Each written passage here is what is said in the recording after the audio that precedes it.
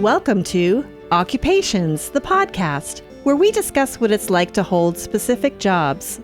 Occupations is brought to you by lotsofmaps.com, where you fulfill your vintage map gifting needs. Visit lotsofmaps.com. Hello and welcome to Occupations, another episode. And my name is Andy Jaggelinzer, and we're here in Westchester, New York, on the road. And I'm here with my friend Anthony Savini, who is a filmmaker and cinematographer. And he's going to tell us what that's all about and tell us some great stories. Anthony, welcome to Occupations. Hello. Thank you for having me. Thanks for letting me into your beautiful home Sure. in the woods. Really beautiful here. You are a cinematographer and you're a filmmaker. I also do other things. So I am producing a film right now. I've directed in the past. Sometimes I've produced as well. I say filmmaker because I have those hats that I can wear as well, but my main thing is cinematography and then camera operating. So where did you grow up? Long Island. Were you an artistic type of a kid? Were you into art at a very young age? I always enjoyed photography. And so I was very interested in that. And that was sort of my entrance into it. Like I remember my sister had a Polaroid. And I remember one year I just went crazy with that Polaroid, which probably cost my sister a lot of money. But, you know, I just remember taking tons of photographs with that. And my father, interestingly enough, looking back at our slides and our photographs, had an eye of some sort. Like I look back at it now and I'm like, oh, he was paying attention to the frame a little bit. Does that make sense? Yeah. That's kind of where it started. My sister Donna is also, she's a fine artist. Having her around. Was she older than you? Yes, I'm the Okay. youngest. Yep. I'm the Okay. youngest. My other sisters are also, in one way or another, have had sort of a creative career in one way or another. Sure. I think it just maybe was in the water at Yeah. our house in Uniondale on Long Island. That's totally, yeah. So how old were you when you discovered the Polaroid? I was really young. I mean, I was probably somewhere between 5 and 8. Wow. Okay. Maybe. So really, I wouldn't say that I was completely enamored with it, but I do remember it being like a highlight. Like this was, I got to play with it. And it was only like a couple days, you know, but still it was like that year of like, sort of like, ooh, wow, this is. but now you kinda can cool. look back at that and say that is a key moment in my life. And so Yes. even though it may not have been a big event at the moment, it certainly is looking back at it, right? So that's a good thing. So this is going to sound funny, but so do you remember Butch Cassidy and the Sundance Kid? Sure. I fell in love with that movie. I think I saw the first time that it was broadcast on TV, because I think back at it now, and we lived in Uniondale. Butch Cassidy and the Sundance Kid was on, and apparently my parents wanted to go to sleep, but I was watching the movie and it was amazing. And I remember specifically because I loved the Lone Ranger. I loved all that stuff. This was different because they were the bad guys, but I liked them. Right. Right. I remember thinking, I don't actually understand how I like these guys. They're the bad guys. But like, I remember them jumping off the cliff and into true 70s editing style for TV. Like they had to fit a commercial in and they didn't hit the water. Right. True cliffhanger. A true cliffhanger. They didn't hit the water. And, you know, spoiler alert, in the movie, they do actually hit the water and there's a bunch more movie. My mom said that was the end of the movie. So I went to bed. Wow. That's And cruel. That's cruel. And I remember thinking that night, like, how could that be the end of the movie? And that happened all the way through college and everything. I did not actually find out that there was more to that movie until I was in my 30s. Oh, wow. And I would tell people it was my favorite movie. I'd be like, oh, Butch Cassidy and the Sundance Kid, it's incredible. I literally had arguments with people in film school about it being one of the best movies ever made.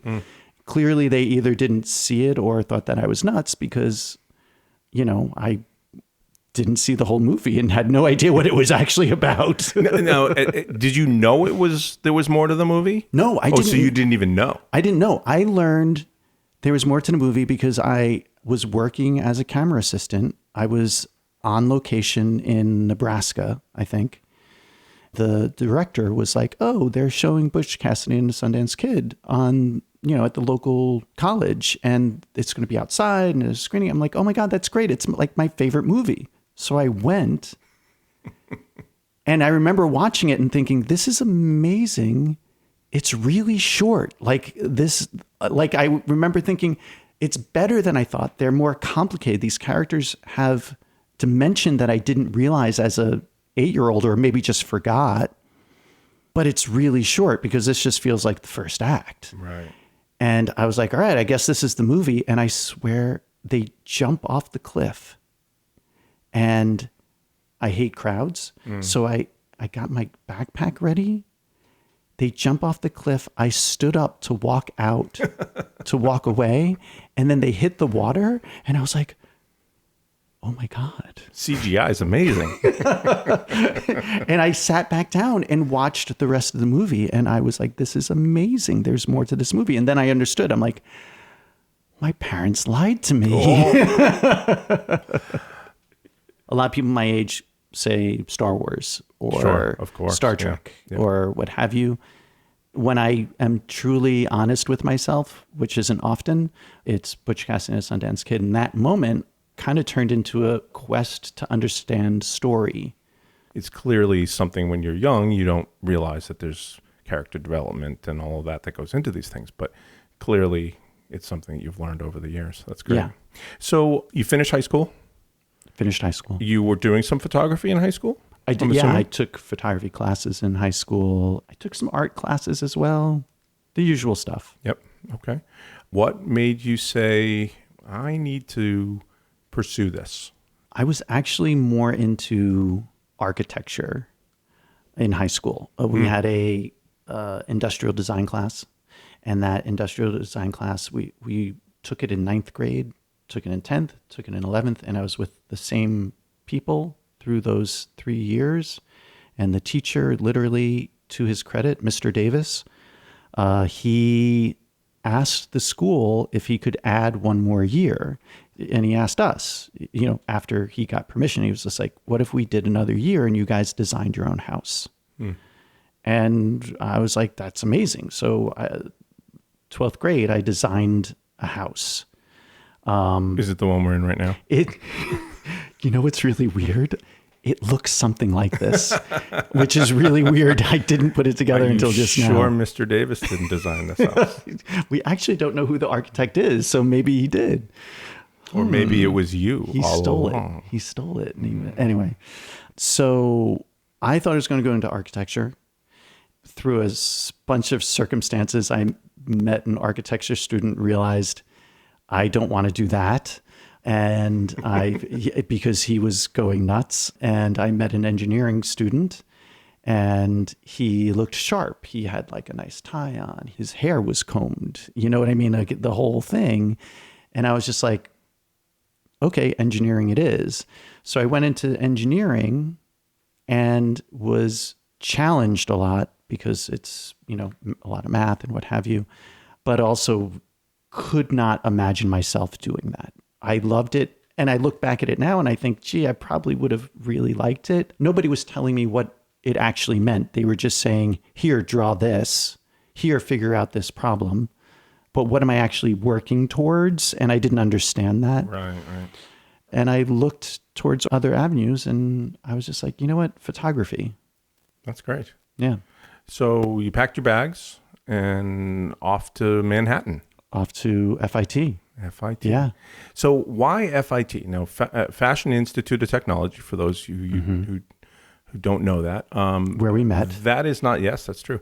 Though I wasn't a student. Yeah. You certainly don't think of photography when you think of the Fashion Institute, but clearly they have a pretty good photography curriculum. Yes, they do. I don't know where they are now because it's been a couple of years. I think I'm, 3 years. 3 or 4. 3 or 4 years.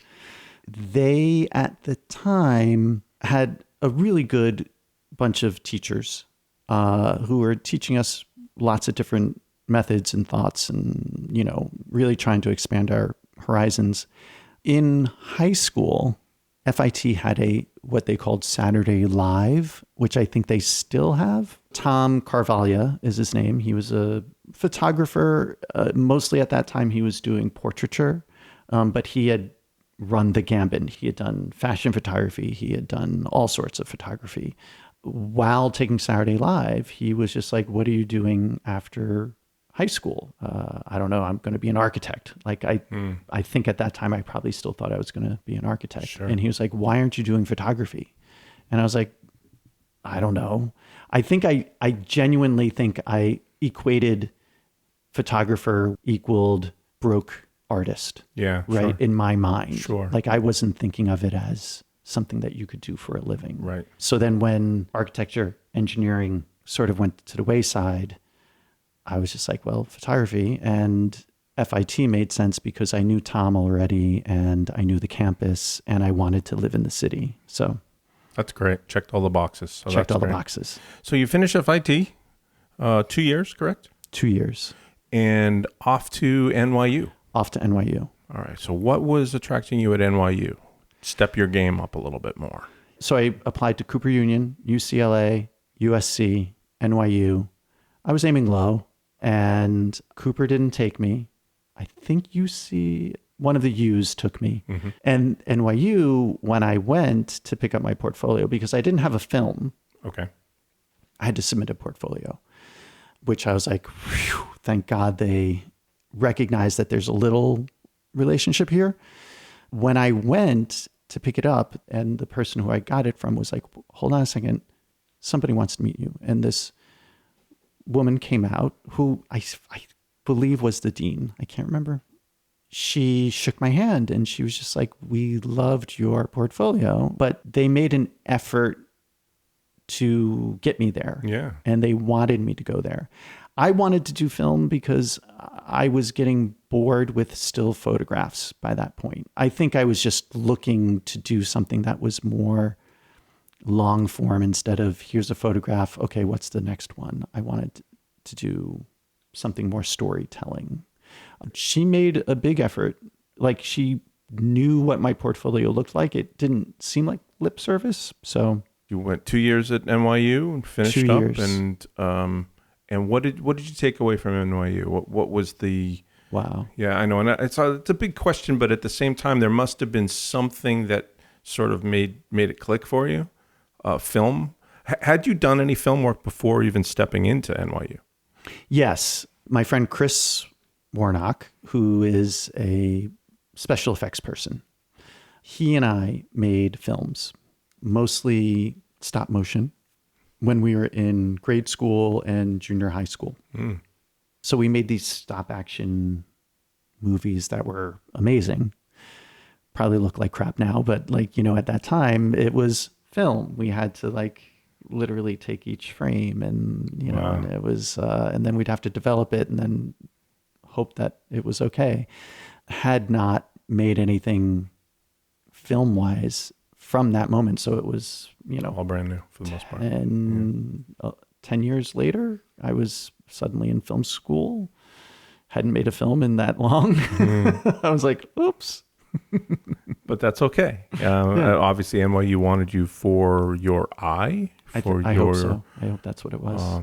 Yeah. I mean, they obviously saw potential in you, and that's great. Yeah. So NYU, did you fulfill that promise? Was there something that kicked it up for you and said, okay, this is all starting to come together nicely, and I sort of see where, maybe not long term, but it started to click a little bit for you there? Yes. NYU is, you guide your own path. You decide if you want to focus more on cinematography or focus on editing, blah, blah, blah.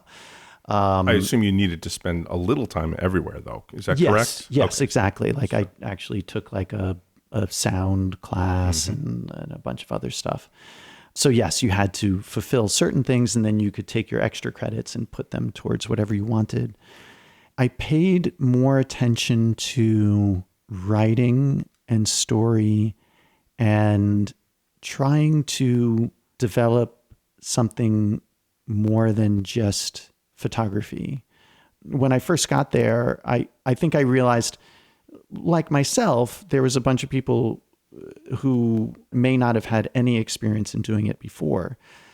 My photography background gave me a step up in the visual sense in film school, not since then.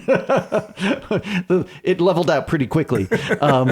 So like I recognized that pretty fast. Like we had some introductory classes where, I ended up shooting like a few films for friends and everything because they needed somebody who could actually do it. So I started focusing more towards a writing career with something to say, trying to figure out what a voice would be like for myself. Great. And then also trying to expand with experimental film making, because I've always struggled with wanting to make art, but also understanding that you need to make a living. Right. I have these two sort of colliding thought processes. I love experimental film, but it was also like, how do you make a living? But it was the time of music videos, right? So like our experimental teacher was telling us, he's like, look at this film. And he would show us a film from somebody who had been through the class 3 years before. He's like, he's now directing music videos, right? So like it was helping me to try and bridge that gap between those two worlds. How do you build a career? Got it. Right? Like, how do you leave NYU and not just have a huge bill? Right. And, end up working in something that you will never pay that bill. Right. Right. So like, I was just like, I need to figure out a way to do this. So that was my end goal, I guess, was just like, your parents believe in you. They want you to do well, and your friends want you to do well, obviously. I think it was, I wouldn't call it a pressure, but an understanding that like I want to do good for them. Okay, so now you're kicked out of school. You're done. That must be scary, first of all. It was scary, but also not. And I found an internship right around the corner, which was great because I didn't want to go any further than right around the corner.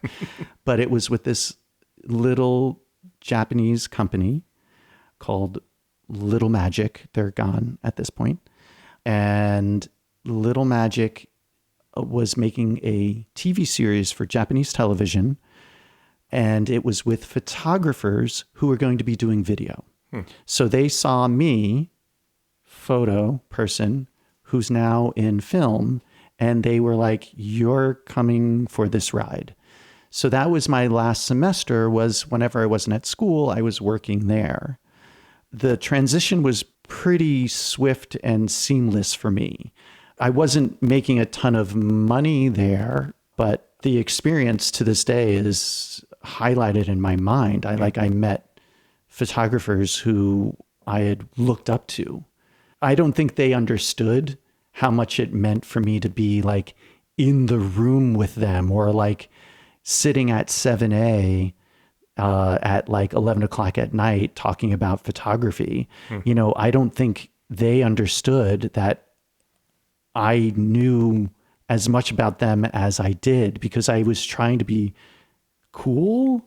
Do you know what I mean? Sure. Like, I mean, Want to fit in and not stick out. Right. Exactly. Sure. And be like a goober who's like, oh my God, I love your stuff. So I was like trying not to do that. Sure. So I didn't. It was an amazing time. I met and worked with Bruce Davidson, Susan Meizalis, Gilles Perez, Elliot Erwitt. It was amazing. At the same time, I still had my photography connections. I was also working with this guy named Jose Bacayo a little bit. And then with Tom Carvalho, that other photographer, I was working with him. He was doing really, really cool. Like, we photographed Vincent Price the one day, and I'll never forget, like, I was just like, oh my God, this is Vincent Price sitting in this studio. It was awesome. But then like Jose Bacayo was the it flavor of, like, he just stormed fashion photography and I worked on a Bloomingdale's catalog with him and some other stuff. And then his assistants, I was working with them. And then I did, for a hot second, worked with Annie Leibovitz. So I was working my photography background, but I was also, so I kind of had both ships going at the same time. Perfect.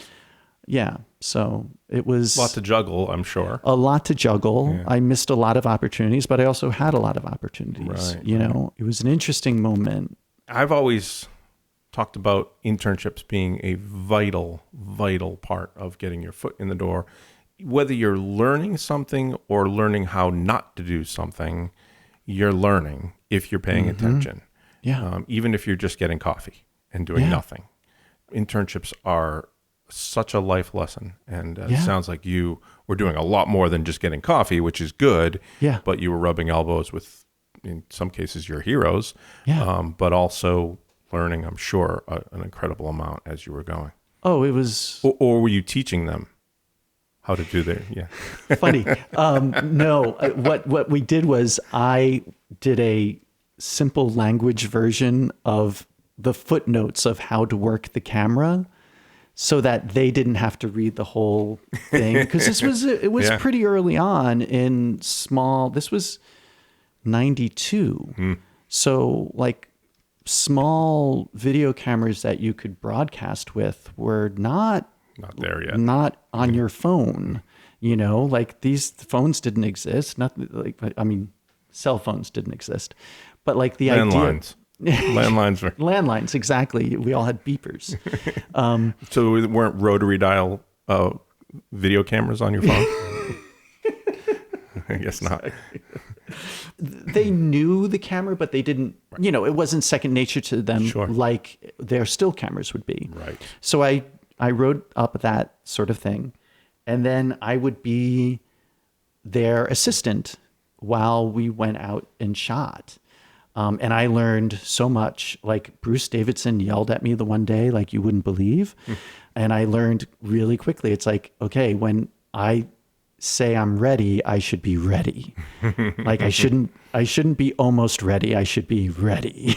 And I was like, copy that. Don't ever pretend that, it's like, wow.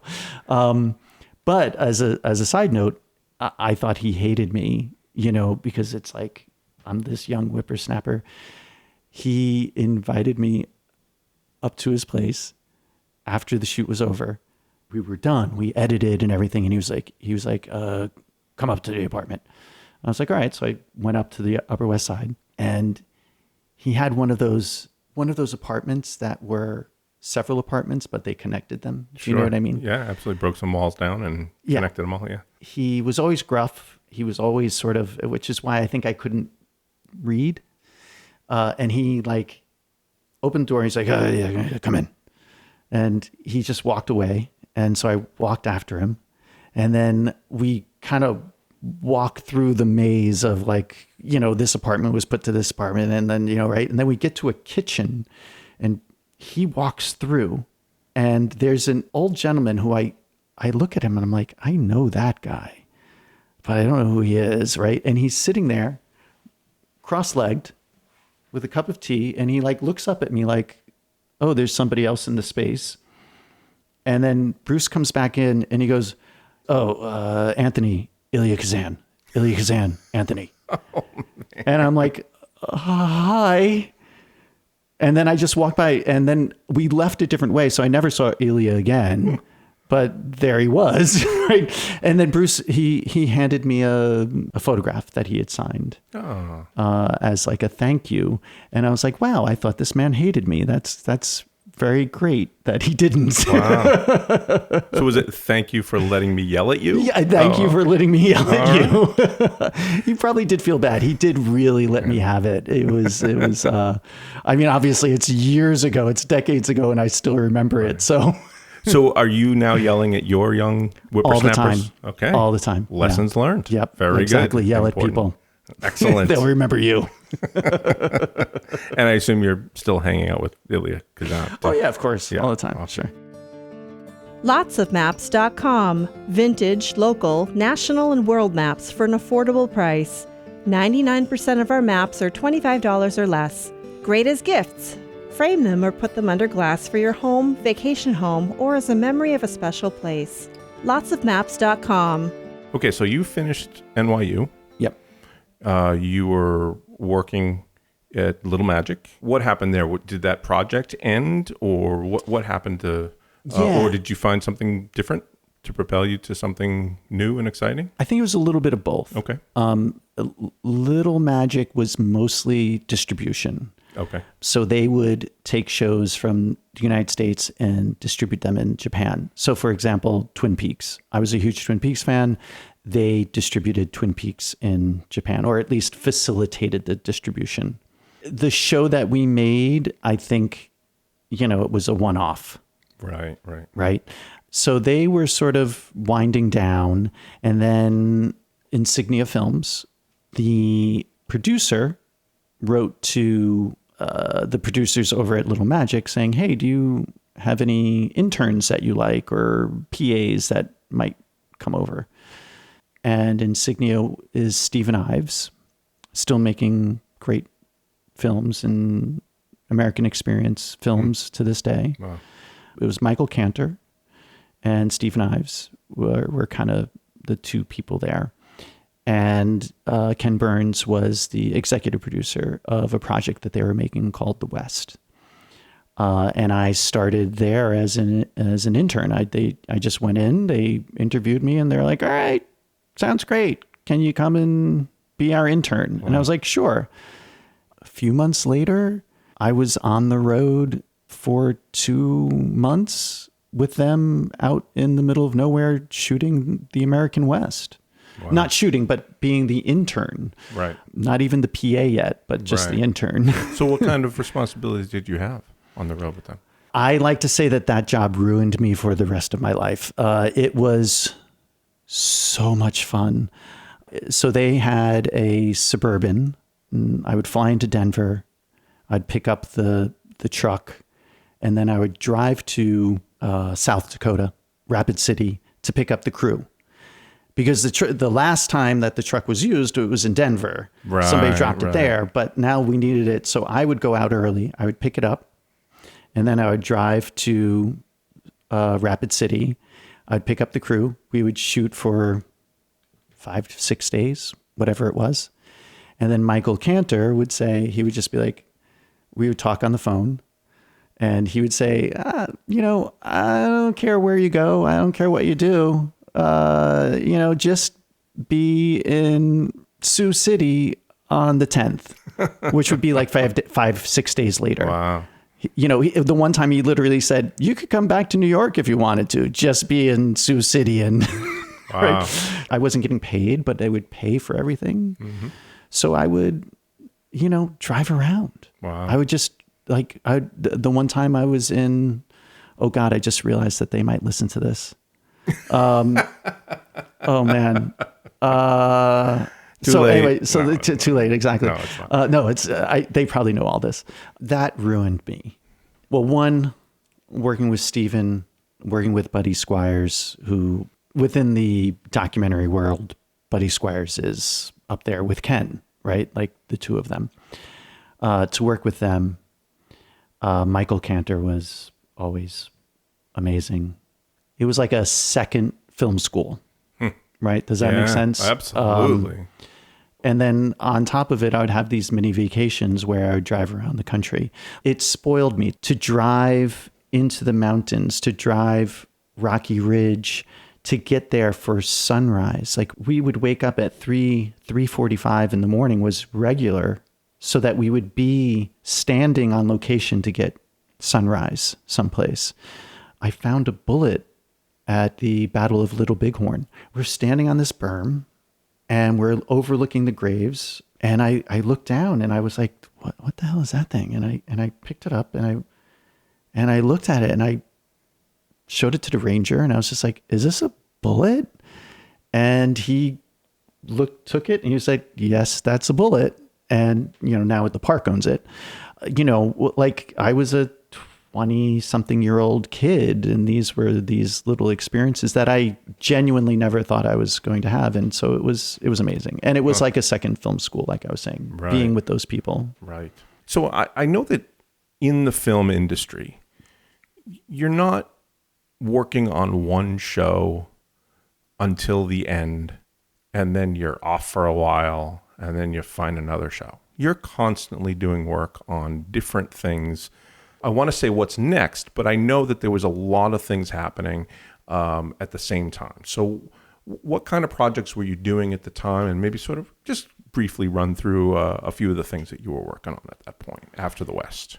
After the West. So after the West, I ended up working with Buddy Squires a lot. So wherever he was going, I was going. We worked with Rick Burns doing his documentaries like New York, which was, and I to this day, I consider one of the most amazing documentaries. Baseball, the extra innings with Ken Burns. I didn't work on the original one. A bunch of stuff with them. In parallel with that, I never wanted to let go of narrative film or television. So while I was working with them, I was also working on features as like first a PA, then I was second AD'd on a film. I did a bunch of other stuff on different films and TV shows. And then I ended up in accounting at one point. Wow. All while I'm, still working in documentaries as a camera assistant. And then I worked in accounting for this show. I forgot the name of it. And they had a relationship with Law and Order. And Law and Order needed an accounting assistant. And I was like, Law and Order? I mean, like now I don't know what Law and Order means, but at that time, Law and Order was like, they owned New York. And so I was just like, yeah, okay, I'll do that. So I went and I worked with Cody Johnston, who is production manager to this day. Cody would do the estimates and the budgets for the episodes. And I was like there with her, helping her and stuff. And I was like, oh my God, this is amazing. And I got to ask you, how much did the cha-ching cost? Was there? It's not cha-ching, which is kind of funny. Bang, dun, dun, dun, dun. Yeah. I don't know. I'm sure he gets something for every episode, though. I'm sure he does. But once I got into the union, because I was at the same time doing like camera assisting for, whenever I could on TV shows or, like non-union stuff and documentaries, I got enough days. I got into the camera union. And as soon as I got into the camera union, Cody and the other people there in accounting, they're like, oh, let us introduce you to the camera department. Shortly after I became their, at the time, you were still allowed to do it, but I was their camera trainee, which I don't think they do anymore. Got it. They're not a school after all, right? Yes, exactly. Okay, I understand. Exactly. That. Yeah. But I'm sure you learned a lot. That was like going to film school yet again. Yeah. I learned so much there. The lighting, moving fast, but not undermining what you do while moving fast. Form and function of stuff, meaning like, I don't think Law and Order could look any other way than the way that it did because of the way that they did it. It was like film school again. I used to say, and I still do, I probably learned as much in the first 3 months there as I did 2 years at NYU. Wow. It was amazing. Was there a budget reason why they couldn't afford tripods for the cameramen?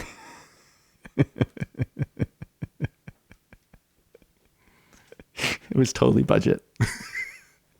I just noticed they did a lot of hand-holding of cameras, and I just thought, why can't they just get those guys tripods? Yeah. It's so annoying. It. So you learned certainly a lot about camera. Oh my God. About shooting and filming and such, and lighting and all that. Yeah. So where did that take you to as far as within Law and Order itself? Law and Order. So I had to make a decision.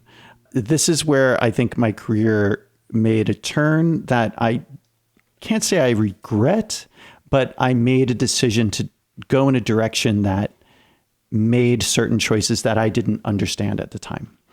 So I became a first assist. I was a second assistant at Law and Order and other places. I was getting a bunch of work, all union work. I am a fan of the union. And I recognized that I hated being a first assistant. Hated it. All the horror and none of the glory. If you got it wrong, everybody knew. And if you got it wrong more than once, everybody knew that you were gone.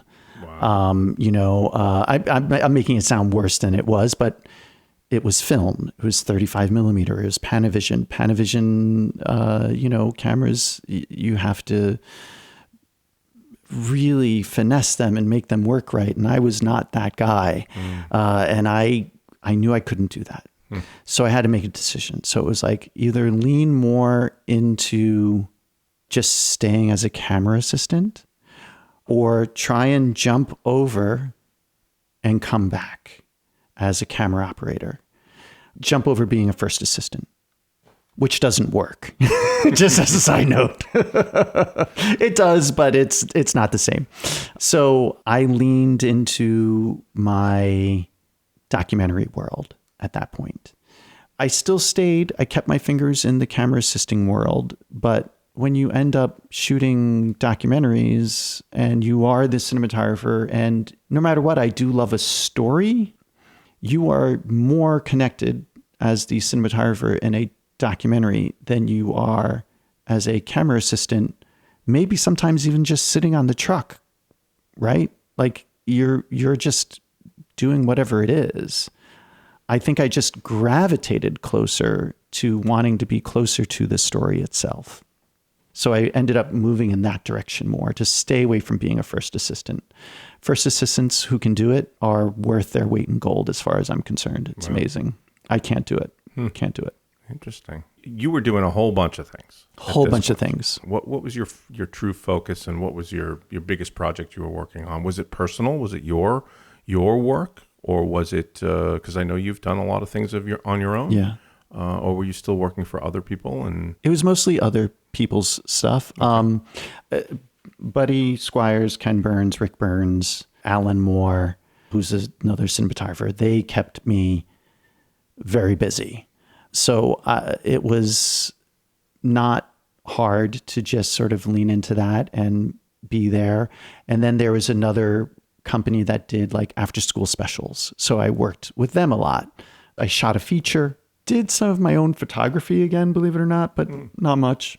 I don't want to say I strayed away from wanting to do my own stuff, but I was busy enough and fulfilled enough that I was always writing. I was always trying to get something made, but it wasn't on the front burner. Got it. The front burner was I am moving towards operating cinematography, and directing and producing is hopefully another thing.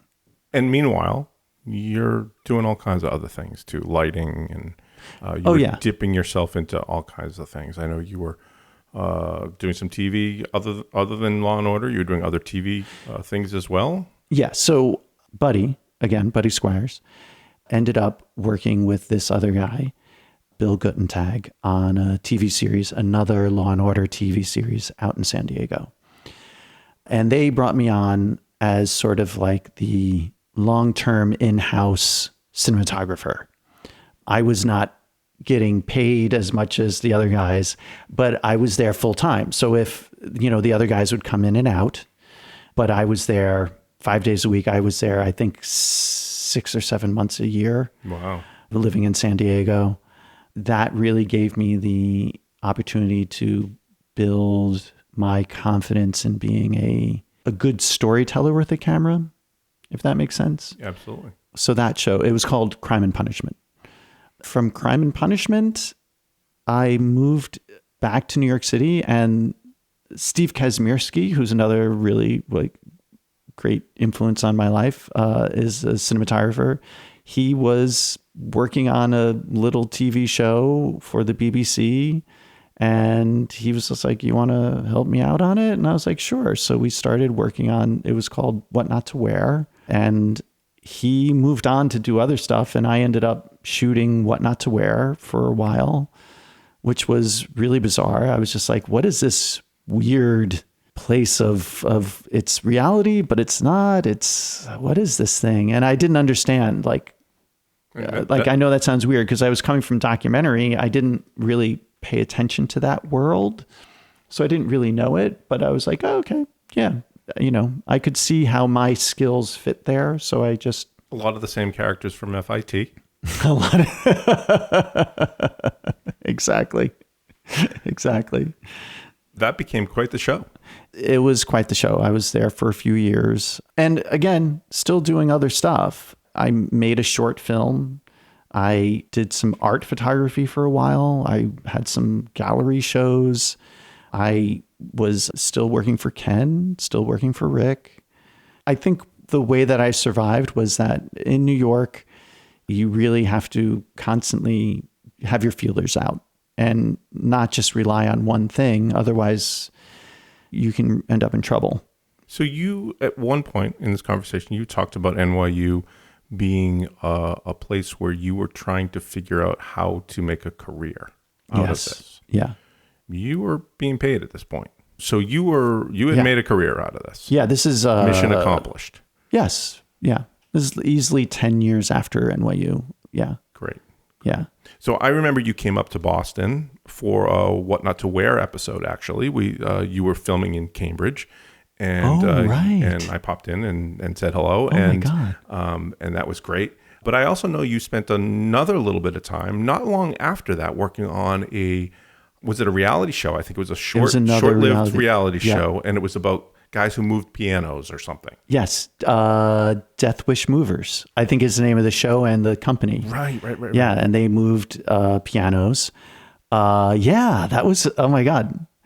Yeah. That's basically what happened was I started making these shows that were, short term. It would be maybe 2 months. I think I was there 2 months, maybe at the most. Sure. And, it was, Death Wish Movers was actually a lot of fun. That was a fun show to shoot.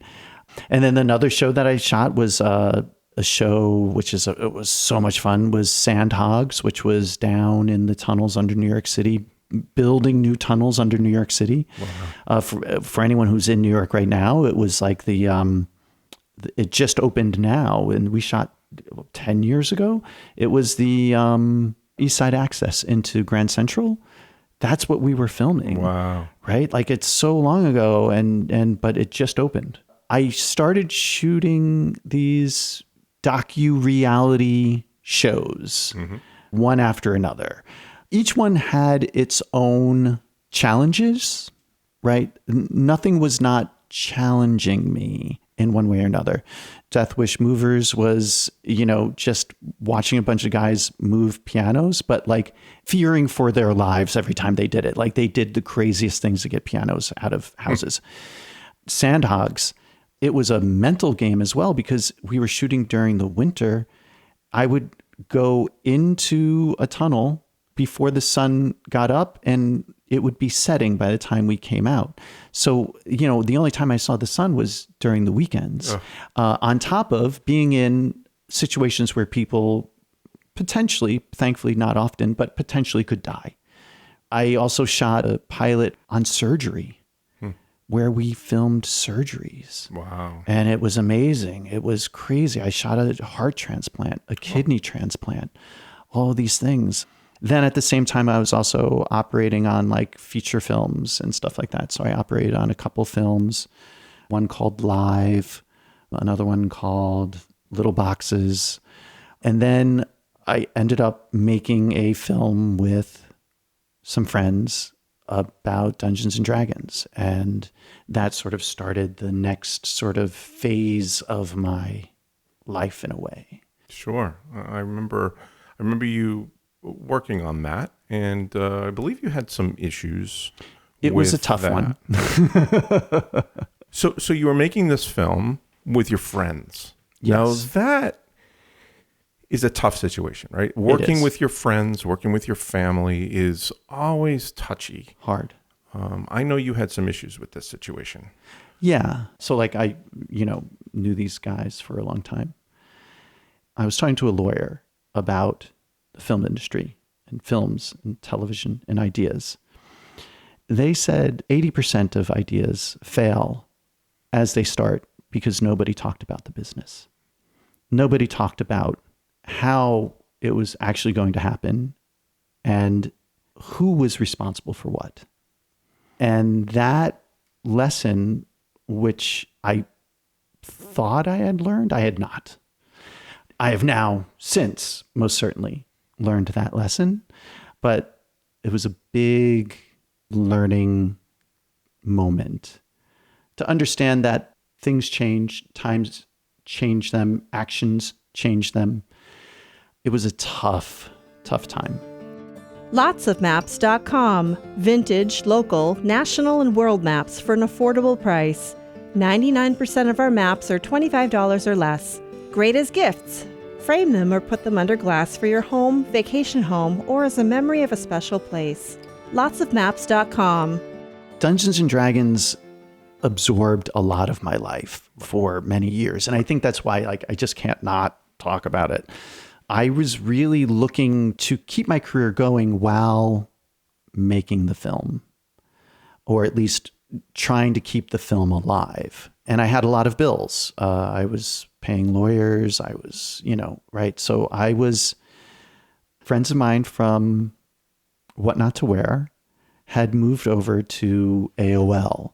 And AOL at the time was still something, but they still were making content, making a ton of stuff. And they were so willing to try anything that it was unbelievably creative.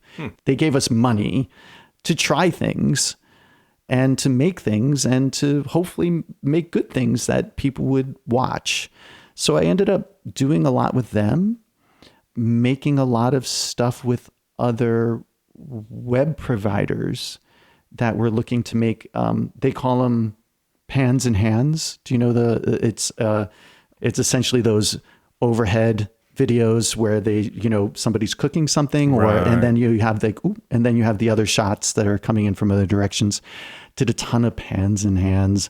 So as Dungeons and Dragons was happening, I was shooting other reality shows. I started working on Project Runway as a camera operator. I did a few years of that. I worked on Chopped as a camera operator. I was really just looking for ways to move my career forward incrementally while still holding on to this Dungeons and Dragons film. I had worked years ago on a TV show called The Naked Brothers Band, which was like a Nickelodeon show. Stayed in touch with the producer, who I love, Ken Keller, and his wife, Karen. And they had a small film. So it's called Cat in the Moon. We shot that in 2018, I think, somewhere around there. It was amazing. It was a great experience. Really, really wonderful people. Oh, and to this day, I am part of the murder industrial complex of making shows for Discovery on, different murder shows, so like Evil Lives Here, or Shattered, or a bunch of other shows, The Killer Inside. I shoot their recreations and I shoot their interviews. So that was happening in parallel as well. My career's always few things in parallel. So I don't think of murder when I think of you, but maybe I should. You should. Okay. Clearly I should. Well, that's great. That's great. Yeah. So that was all happening, and that was all pre-pandemic. Speaking of pandemic, New York was affected like no other place in the world, I would assume. What happened in your world during the pandemic? It was a little rough. At first, everything, obviously shut down completely. Then things started coming back slowly. I ended up working with my sister. She works for PBS, so I was filming spots for her. And that was great because, worked a little bit every month, and it was more than some people. So I felt thankful. Sure. That makes sense. And you were working with your sister. And I was working with my sister. I got to see my sister during the pandemic. So that was good. So that probably brings us to modern day. And even though it's now been a couple of years since the pandemic and things are back in swing, I would assume not as robust as it was prior to the pandemic? Initially, post-pandemic, things were insane. Yeah. I didn't stop working for like a year. Wow. It was just crazy. And that kept going for a while, but now I'm sure, as you know, there are a couple strikes that thankfully didn't bother me too much at first, but now it's sort of caught up. There's, everything's slowed down a little bit. I would say by the time this airs, things will be picking up again, but right now it's a little slow. Okay. What have I been working on? A lot of murder shows. I've spent a lot of time in prisons over the last, I would say, year. Dungeons and Dragons, they're sending it to all the different festivals, looking for a festival spot. And then, believe it or not, I'm working on the Drew Barrymore show, not in the studio, but out in the field, which is amazing. A lot of fun, great people. One of the questions I usually ask on this show is, what is your day-to-day? Now, I am not going to ask you that because the laundry list of things that you just told me that you have done, I cannot imagine that there is no day that's like any other day. Right, which is amazing. Now, in my job, and I do a little work in video, I'm not necessarily a film guy, but I learn a lot. I experience a lot interviewing people, trying to find out what they are doing to make their product or service sing, and I'm learning things constantly about different industries and meeting different people and stuff. And I'm fascinated by it. And that's sort of what spurred on this whole podcast idea was, if I'm interested, somebody else has got to be interested in too, and what people do. You have had the most unbelievable career of doing so many different things in an industry, but not only that, but working on so many different projects for so many different people and demographics, constantly changing and such. The education that you've gotten, let's say you didn't even film one thing, but just the fact that you were in the position to be experiencing what you've experienced has been immense. I recognize that it was an extreme amount of luck, being in the right place at the right time, that I was given opportunities that I will never forget. Is there a project that sticks out in your mind? Something that you're proud of? Something that, I mean, obviously your entire career is impressive, but is there anything that really sticks out? Yeah. So I was cinematographer. I didn't shoot all of it, but he shot the majority of this film. Central Park 5 for Sarah Burns and Ken Burns. One, just working with Sarah, David, her husband, and Ken, I don't really need to say much more than that. David and I would go and I did a bunch of the B-roll for that film. And not only was it a great experience, it was also something to be proud of. I'm proud of all the documentaries I did, but it was a nice sort of literally starting on a Stephen Ives and Ken Burns film as the intern, and then being the cinematographer almost exactly 20 years later on one of their other films. Not the cinematographer, but a cinematographer on one of their films. It was pretty amazing, but also an extremely important thing to talk about, in many ways. The Central Park 5 was, it shaped the 1980s, right? It was 1980s. And to reflect back at it and understand it more was amazing. Loved that project.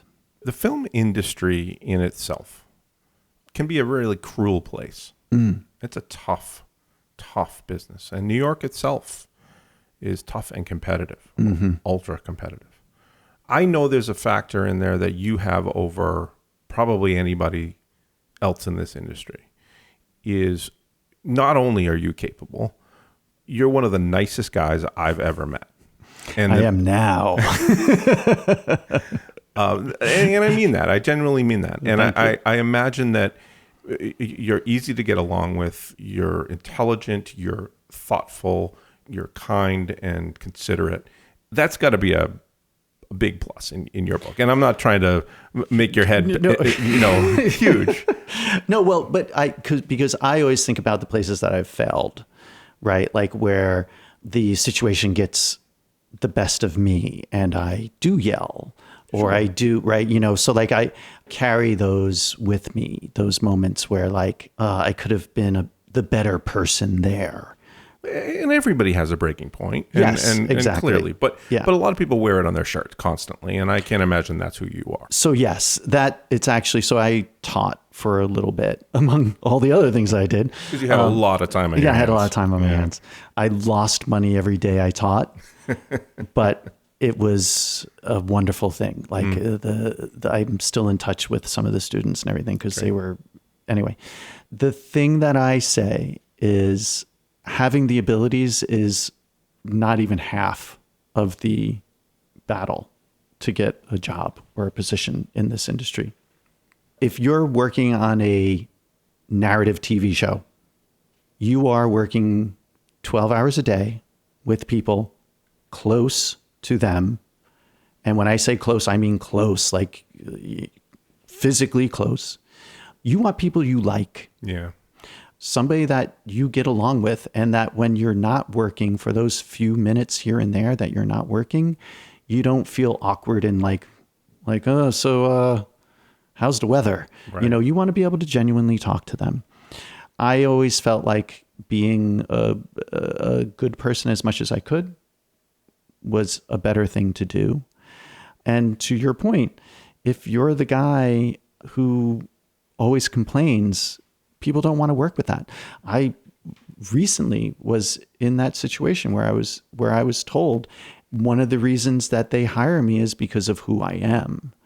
Look, if I had cut some throats more in my life, maybe I would be further. Maybe I'd be someplace else. I know that I've watched my throat get cut, right, by people, and they are extremely successful. Copy, that's how you do that. But it's also like, I want to be able to go home and feel good about myself. I would think it's a bigger badge of honor to be well-liked and know that you are a good person. Right. Better than being successful. As far as I'm concerned, it's 100 times more important to be a good person. I'd rather be happy with myself. Right. That's how I feel. So I'm assuming that's why you get chosen for the murder parts. Yeah. Because you really need to take some rage out on some people. It's basically what you're saying. Exactly.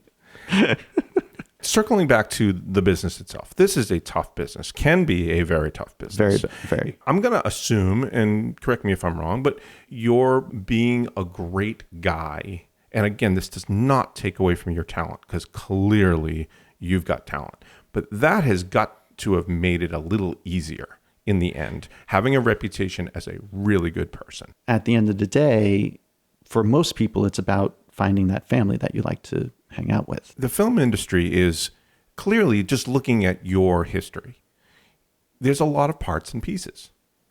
There is no standard. I'm sure there are some situations in the film industry where you've got a job and you've got this job for 20 years and you never leave. Yeah, there are those. But not in the position that you're in. Yeah. And maybe that's, partly you're doing. Self-designed. Sure. Yes. But a lot of it is make it up as you go.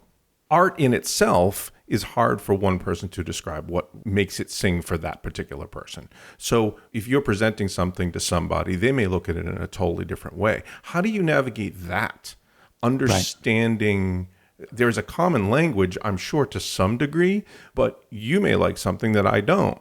Right. And how do you come to a conclusion that makes everybody happy enough? Yeah. That's hard. I mean, it's a big soup of egos and ideas, and everyone has a different vision in their head. Yeah. You were telling me off microphone that even pitching to somebody a script, Yeah. you don't necessarily get a good explanation of why somebody does or does not like things. Yeah. So what should we do differently? Who knows? Right. So it's kind of like the Wild West out there, and you got to sort of make up your own conclusion to a lot of these things because it's not always spelled out to you. How do you navigate that? I'm developing a show with a friend, a few shows that we came up with some ideas, and we pitched them. And what I've learned is that it's sort of like what I was saying about like with an on-set crew. It's you have to find your people. And it's going to be knocking on doors and saying, hey, do you like this idea? Great. Will you sign on? So unfortunately, it becomes who's your connections? Who do you know? That becomes problematic, if you don't have the right connection for it. Like I have a feature film that I have the director picked out. I just don't have a connection to him. I would love to sell that script, but I needed a connection to that guy. You're constantly sort of putting the dots together and saying like, oh, wait a minute, X knows Y and Y knows Z, and can I get to Z? On the other side, you're helping as much as you can as well. I guess it's sort of like to help other people and hope that at some point it comes back to you. So and this is a crazy question because there is no right way to do this or wrong way to, well, there's probably plenty of wrong ways to do this. For somebody who wants to get involved with film, who has very little experience, what do they need to do? Now, you've mentioned a few things in this interview. You talked about internships being a very important thing and making a network for yourself and meeting people and getting your foot in the door and that kind of thing. Obviously, your ability to be able to do the work obviously has to be top notch. Yeah. What else? What else would you suggest to folks that you're going to need to know, you're going to need to learn, that may not even have anything technical to do with the job itself, but what else would you have to say? I think the main thing is understanding what you actually want to do. There was a shirt that a lot of people were wearing in the film industry for a while, and it was like, it had the title of the person on one side and then the, like sort of like the end credits where it's like, Mark Hamill, ... Right. Luke Skywalker, Right. right? It was everybody's title. So it was like production assistant, ... wants to be a director, right? And everybody wanted to be a director, right? Even except for the director wanted to be a producer, right? But everybody else wanted to be a director. And it was very funny.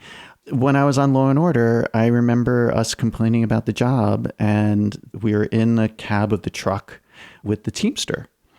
He said something that sticks with me to this day. I don't remember what we were saying exactly, but we were complaining. Law and Order, sometimes we would hit like 16 hours in a day, right? Like we would work 80 some odd hours in a week sometimes, And he just said, the difference between me and you guys is that you guys want to make film. I want to drive a truck. And like, if you want to drive a truck, drive a truck. And I was like, yeah, he's right. That's awesome. I have friends who are first assistants who are incredible. Like they are so good at their job, and partly because they want to do it. I think a lot of people come into this and they're like, I'm going to direct, I'm going to be a DP or something. And you might not actually want to do that. Like I genuinely thought I was going to direct and be a DP, and I am mostly DP. Camera operating, though, is, as my friend says, the best job on set. And he's right. Like, it's an incredibly good job. It's so much fun. It's hard. You're working your brain and your body all day, but it's a really, really, really fun job. And I never realized that when I wanted to be a writer, director, DP, like I was just like, yeah, I'm going to be, doing all that stuff. And I look back at it now and I'm like, oh yeah, that's the job that I would do. So like, it's recognizing coming in, if you're a PA coming into set, watch and learn and understand what everybody does. and say, oh, that's in my wheelhouse. I love doing that. Oh, I really don't like people. I really don't want to be around them, but I do love electricity. Maybe I'm an electric. Maybe I turn into a gaffer. Maybe I don't. Maybe I just like being an electric, or maybe I don't even like being on set. Maybe I work ripping sets down. There's so many places to fit. And you've held so many different jobs in this industry. At some point, you're learning what you like and what you don't like. Yeah. So, but I imagine you've got to be willing to try anything. Yes. I know I don't like accounting because I tried it. So in that advice to other folks, would you suggest, with today's prices on software and video cameras and things along the lines of that now, where the price point is really low, would you suggest to somebody just go make some stuff? Just go and have some fun and write something silly and stupid and make it with your friends? Is that still a good thing to do? 100%. I made stop motion films with my friend. It took a week to get the footage back, and we didn't even have the right thing to watch it. Like, we literally couldn't even watch it, like that's how hard it was. I cannot stress it enough how unbelievably easy it is.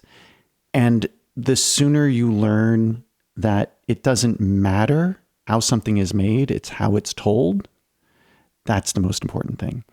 Bennett Sims was a writing teacher that I had at NYU.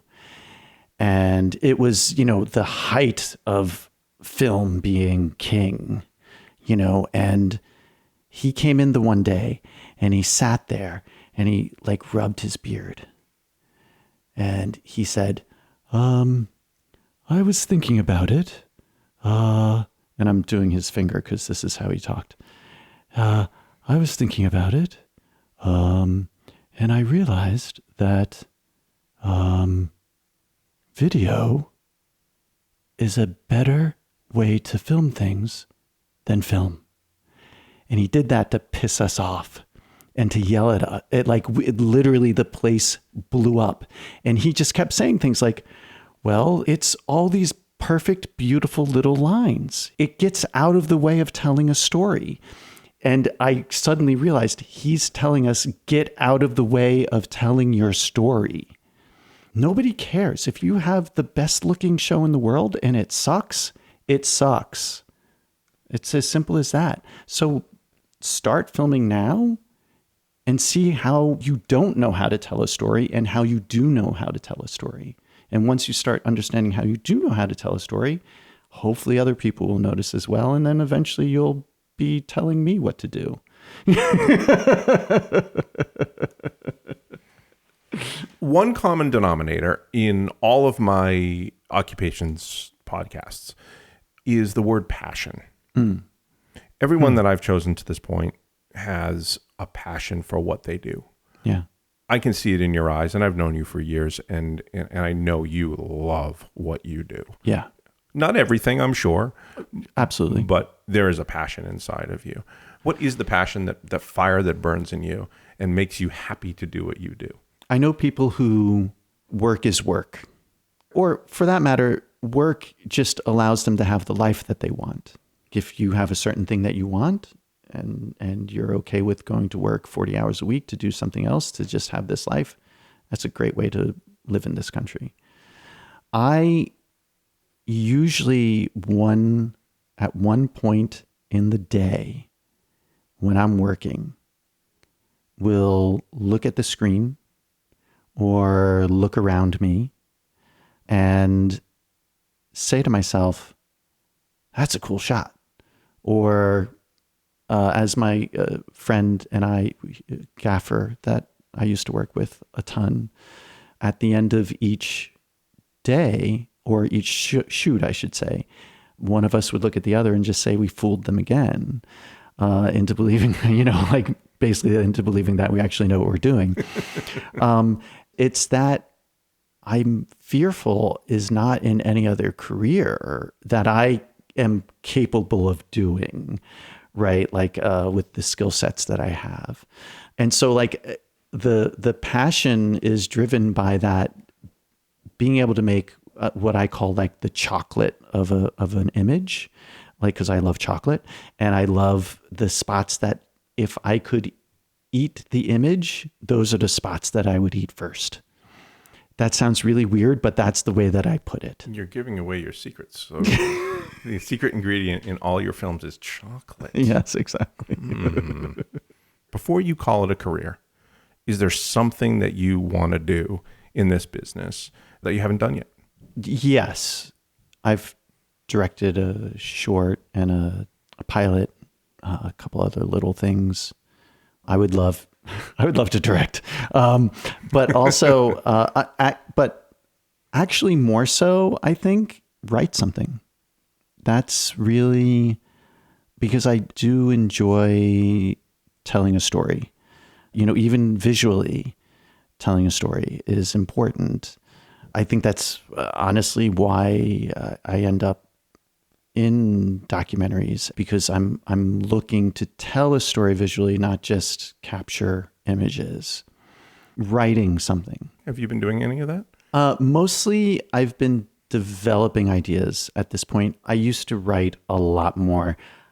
Actually, before the pandemic, I was writing nonstop. Got it. You would think that during the pandemic, I would have gone further, but for some reason during the pandemic, I just stopped the actual like script writing and went more into like developing an idea. And that's sort of where I am now. Got it. Are you still having fun doing this? Yes and no. I'm getting to an age where the travel is a little more problematic. I literally wasn't home for between January and June of this year. I was probably on the road for more than half of that time. Wow. That gets hard. The insecurity of it, never exactly know when people are going to decide that you shouldn't be shooting whatever it is anymore. Those things keep me awake a little bit, but otherwise, like I said, like I was just filming some recre the other day and I was looking at it and I'm like, that's really good looking. Like, we're giving these people something really fun to look at. That's really great. I think if I genuinely completely stopped loving what I'm doing, I would probably stop. Anthony Savini, filmmaker, cinematographer. Thank you so much for being here on Occupations. Thank you for asking me. My pleasure.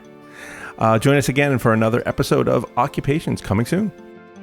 Occupations has been brought to you by lotsofmaps.com. Please follow Occupations the podcast on Facebook, Twitter, and Instagram to find information about our next episode or to see what past episodes are available.